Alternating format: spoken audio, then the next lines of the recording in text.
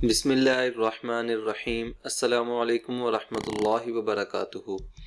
تمام دیکھنے اور سننے والوں کو مسائل یوٹیوب چینل میں خوش آمدید۔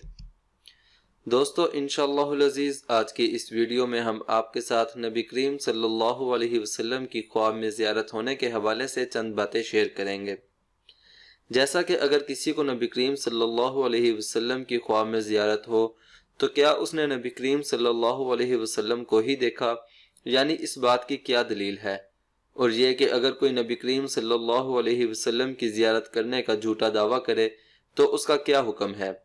لہٰذا اس ویڈیو کو آخر تک لازمی دیکھیں تاکہ مکمل بات سمجھ میں آ سکے۔ آئیے مل کر نبی کریم صلی اللہ علیہ وسلم پر درود پاک پڑھتے ہیں اور اس کے بعد ویڈیو کو شروع کرتے ہیں۔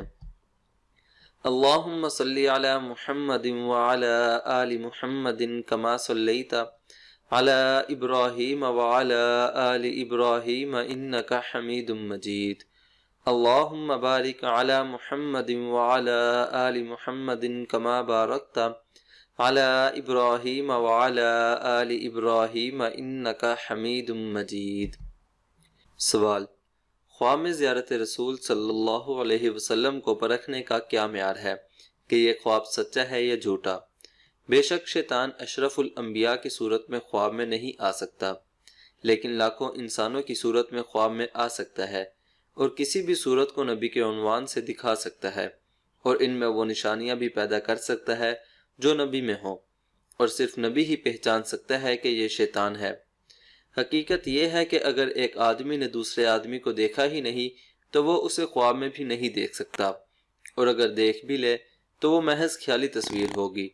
تو جن لوگوں نے رسول اللہ صلی اللہ علیہ وسلم کو دیکھا ہی نہیں، ان کے خواب پر کن دلیلوں کے ساتھ یقین کیا جائے کہ خواب سچا ہے یا جھوٹا؟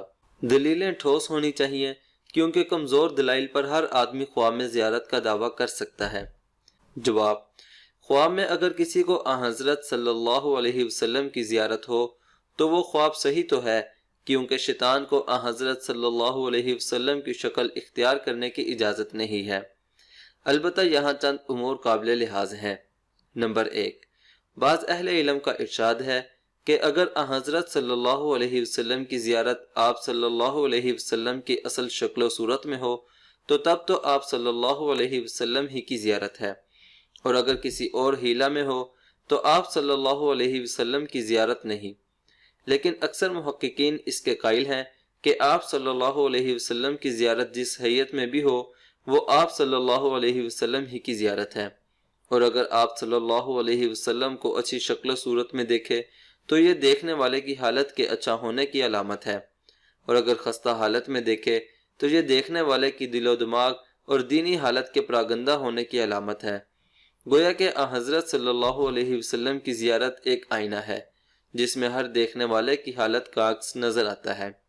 نمبر 2، خواب میں دیکھنے والے نے نبی کریم صلی اللہ علیہ وسلم کی زیارت بیداری میں نہیں کی تو اس کو کیسے معلوم ہوگا کہ یہ حضرت صلی اللہ علیہ وسلم ہے؟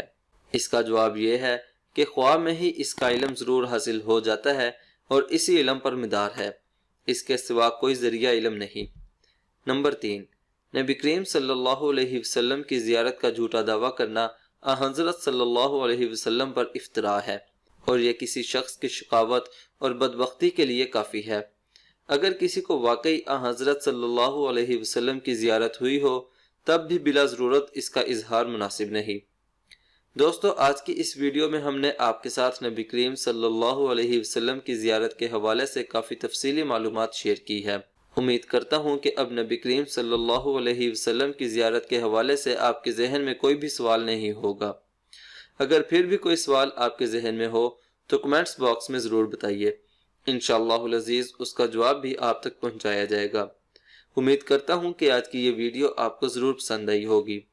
ویڈیو پسند آنے کی صورت میں ویڈیو کو لائک کریں اور اپنے دوستوں کے ساتھ بھی فیس بک اور واٹس ایپ پر ضرور شیئر کریں، اور مزید اسلامک ویڈیوز کے لیے ہمارا چینل مسائل ضرور سبسکرائب کریں۔